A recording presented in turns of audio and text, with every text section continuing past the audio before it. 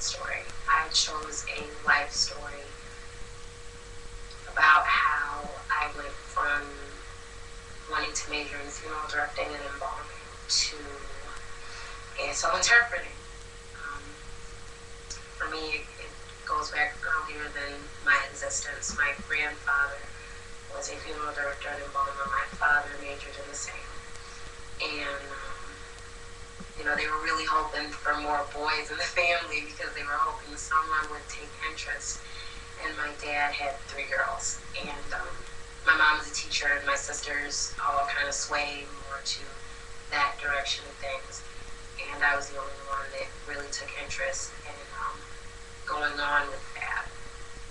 So in high school, they had a program where you have to pick somewhere where you want to work. You have to do like an externship and pick somewhere where you want to go, and you have to go there and find out if it's okay for you to shadow someone, and they do a little report on you at the end or whatever the case is. So I picked a funeral home, of course. It was in my senior year of high school, and the family's kind of, everybody's aware of who everybody is in this business. Almost, it's kind of like the interpreting world. It's not all that big, and people are aware of other people. For example, A&A Rayner, who has 2 or 3 locations in the Chicagoland area, they are very well known. And also, one of the things that makes them so well known is that they did the funeral service for Emmett Till. So that is why, they're so well known. And how everybody kind of gets to know each other is they have their own, expo type things. They have, I have hearses there, and, the different technology that's going on now with that. And what's really popular now is the eco-friendly urns and caskets. Those, everybody else, it's just like the fads. Everybody's getting into the eco-friendly thing, and it affects the funeral home world. So, that's how people meet each other and stuff like that, or, they know each other outside of that anyways. We had family friends who still own a funeral home, and not too far from where I live now. And, I was excited because, I had my license and I could drive and I could go. So, they took me on, and they paired me with a embalmer. And then part of the day I would be with the funeral director, and part of the day I would be with I want to say receptionist, but she did a lot of the paperwork. She did most of the paperwork and getting that whole situation situated.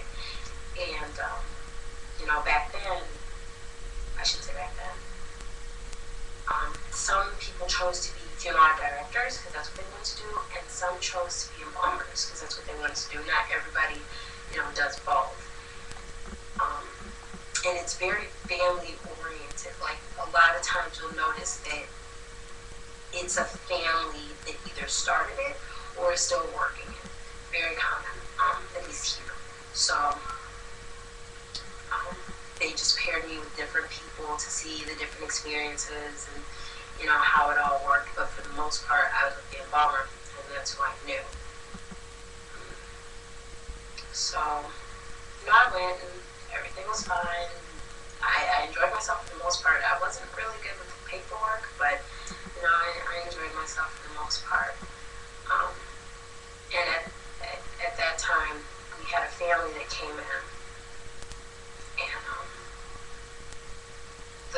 the woman of the family was very, she just had this look like, is this real? And she never said anything. And everybody grieves a different way. Everybody grieves a different way. So, I just assumed this was her way of grieving. And, she never spoke. And her family came in to make plans and do what it is that needs to be done. And I say that very vaguely. I'm sorry to say, do what needs to be done. because just like, you know, the field we study now, there's some stuff that you just don't. So, you know, we went on with this family, and I remember asking the embalmer, I said, who was this to the person who will be, you know, servicing? And she said, well, he said, well, that's the mother. She is the mom. You know, and I said, okay. And because honestly, that's normal today. It's normal to have, young men are very common to see these days. It's just, that's what I saw the most of, was, you know, younger men. So I thought, okay, I can see why she is so upset. And, you know, maybe she'll, you know, feel, you know, she'll get it out. But what they didn't tell me was that her son was 4, and that he had been involved in the accident when he was 4. And at that time in my life, I was a new mom, and things that did not upset me or that I didn't really internalize, like I sympathized and I felt for, but I didn't really internalize, became very personal and very real to me. And I wasn't ready. I was not ready. I thought I was, and I was not ready. So for the rest of that day, I asked to go home, and I did.